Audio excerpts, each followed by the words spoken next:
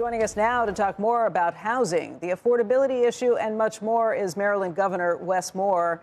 And Governor, thank you for being with us this morning. Thank you so much. Thanks for having me. Governor, why don't we start talking with what the president is talking about? First off, in terms of defense spending and limiting the pay that executives can take in defense. And then second of all, housing issues, because affordability seems to be something that everyone is focused on right now. It's true. And when I saw that message from the president, it was very welcome news because there's a complete agreement that affordability is not a hoax. This is a very real issue. And it's the reason why I know in the state of Maryland, we have focused on creating pathways to work, wages, and wealth for the people of the state of Maryland. It's the reason that we've been so aggressive when it comes to housing policy, where actually I just recently signed an executive order saying we are going to take a look at all available state land and saying that state land that we will work with our local jurisdictions, be able to prioritize things like transit-oriented development and density bonuses, because the way you address housing costs is not just by putting caps on it. The way you address housing costs is build more housing. You've got to increase the amount of inventory that exists. And so I'm grateful that the president actually sees what we have been doing for these past years, because you have to create more avenues for home ownership, because that's also the best way to create long-term wealth for the people of the state of Maryland and the people of the United States. It's pretty interesting what you just said. You don't believe in capping prices, that is something that doesn't get you there. It's increasing supply. I know that is something that we're watching pretty closely in this city, too, in New York City, with Mamdani elected as the new mayor. He has talked about ways to increase affordability by limiting what you can increase in terms of rent. I know he's called you to speak to you about about a lot of issues. Is this something that's come up with him in your conversations? It is something that has come up. And, you know, when I think about the work that we have done here in the state of Maryland and looking at how can you both reduce spend, but then also increase your top line, that's the way you're going to have enhanced economic growth. When I think about what's happening in the state of Maryland, we've been very focused on diversification off of Washington, D.C. We recently saw the announcement yesterday that over 25,000 Marylanders have been fired since Donald Trump has become the president of the United States. Federal workers, which is, by the way, the largest hit of any state in the United States of America. So it becomes imperative that we can focus on economic growth, economic diversification, but it also means that the way you're going to help to drive down prices is you've got to incentivize more business activity. You've got to make it easier for small businesses to be able to come and grow and scale. You have to focus on what industries are going to be your priority industries. And in the case of Maryland, that is life sciences, it is IT, and it is aerospace and defense. And also you have to increase more supply of things like housing if you're going to also help to offset the amount of increased demand that we have now in the state of Maryland. Governor, it's good to see you. We've seen you since you became governor, but we could go way back with this show. Times. I think 10, maybe more than 10 years in your some of your past lives. I know what happened with and I understand that you losing those jobs, but the bigger issue that it raised for me was, and I think about DOGE and the size of the federal government, I can't help but think of Minnesota and the situation out there since you're a governor. And I can't imagine Larry Hogan, Waltz has been there for 8 years or something. I can't imagine Maryland has a similar situation down there.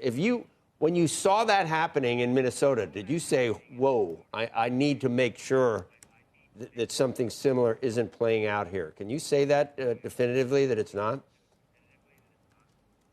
Yes. I mean, when we first came on board, in fact, one of the first hires that I brought on was a chief performance officer.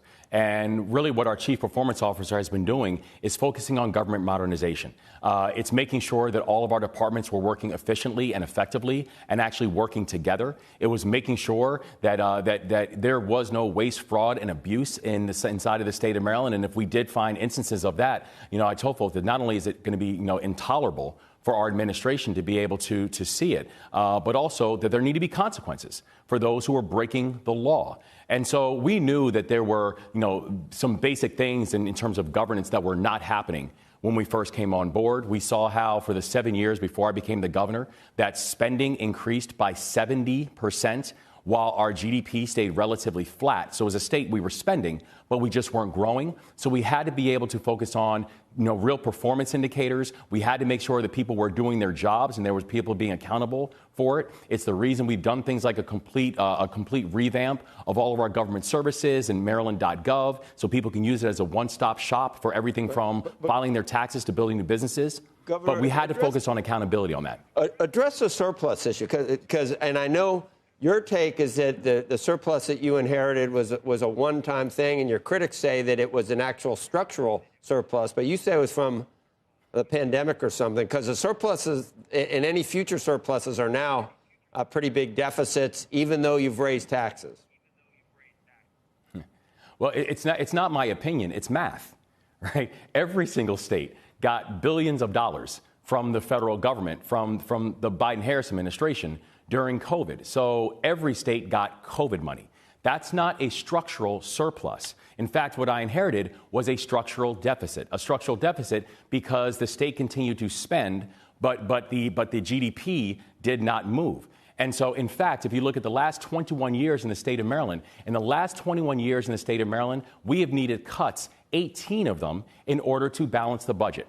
And so the focus that I have had now, and we're about to present our next budget, which for the fourth year in a row will be a balanced budget. And the thing that you will see continually is that we are reining in spending while also focusing on increasing the top line, focusing on economic diversification. It's the reason why we've had announcements like, Samsung Biologics, which is Korea's largest biotech platform, now building their first manufacturing facility inside of the state of Maryland. It's why we've seen things like AstraZeneca now putting the largest singular investment in Maryland's history, now having that investment taking place in Montgomery County, Maryland, which is also going to help produce over 2,600 jobs. And so these are the things that we're focusing on, because the structural deficit that we inherited is not one that I plan on passing off to my successor.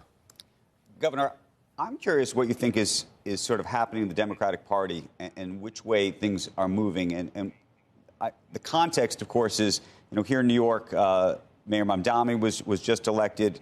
There's a big debate going on in California about a possible wealth tax. Gavin Newsom, who may be considered more of a moderate Democrat, is against it. Ro Khanna, who I think some people thought was a moderate, maybe closer to a Bernie Sanders now. And there's a group of technology executives that may be trying to back somebody else. In terms of the sort of the moderate Democrat in the middle versus somebody maybe who's moved in a more progressive way, and I know you're probably on the more moderate end. Where do you think this is all headed? Yeah, it's interesting because I don't come from a political background. My background is I was a paratrooper. I led soldiers in combat. My background is I worked in finance, and then I ran one of the largest poverty-fighting organizations in this country. And I was having this conversation with someone before when they said, they think that billionaires are a policy failure, and I said I don't. I think that the amount of people we have living in poverty is a policy failure. I think that, I actually celebrate our entrepreneurs. I celebrate success. I want to make sure that we have more people who are successful. But also, I want to make sure that we have a system that actually creates opportunity and space for more people to be able to live and thrive and benefit. When we talk about work, wages, and wealth, giving people a pathway to good jobs that pay them fair wages and give people an opportunity to own more than they owe. I think that's where we've got to deliver for the people of my state. I think that's the direction that we have to think about as a larger country. And I think that we know that we have a shared responsibility in order to make sure that economic opportunity and, frankly, the great experiment of America can continue to thrive in that way. Governor, just to cut to the chase, and we've asked this question to so many Democrats when they come on about democratic socialism and about Mayor Mamdani and his proposals, his solutions. And almost without exceptions, they all are able to say, he's highlighted some really important issues that we need to address. And they never will actually talk about his solutions and his policies to address these issues like affordability. I imagine they disagree with most of them because they're not necessarily democratic socialists, but I can't get any of them to say it. Oh, I don't agree with capping rent. I don't agree with free this. I don't agree with that. will you say that Mamdani's right about the issues but wrong about the policies? Will you go on the record and say that for me? Well, Joe, I mean, I honestly don't spend my time digging deeply into the policies. You're punting. You're punting. I know. I don't. Well, no, but it's not a punt because I think think about it now. If people want to understand, but if people want to understand where I am on issues and how I feel about these things, look at what I'm doing in Maryland. I think that's the clearest indication as to how I think about the world and how we think about what we want to do. You're not, you're not. But no. You're not, okay. Do you know what we are doing? Since you're not doing it, you reject it. Yeah, go ahead. You know what we are doing? We're presenting, we've now had 4 years in a row, we're presenting balanced budgets where we're not, if you look at the budget we're presenting, and I've been clear, we are not raising taxes on the people of the state of Maryland. We want to make sure we're incentivizing economic growth. I believe deeply that we have to be able to open up the aperture and provide more opportunities for minority-owned businesses and women-owned businesses and veteran-owned businesses, because I think it's going to help to create a larger pot. And I believe deeply that we have to be able to make it easier for businesses to be able to thrive. I mean, I think part of the challenge we have is we've become this idea, this party, this state of the answer is no and slow. We have to stop being the place of no and slow and start being the place of yes and now. Do permitting reform, regulatory reform, the things that are working inside of the state of Maryland to create more opportunities for more people.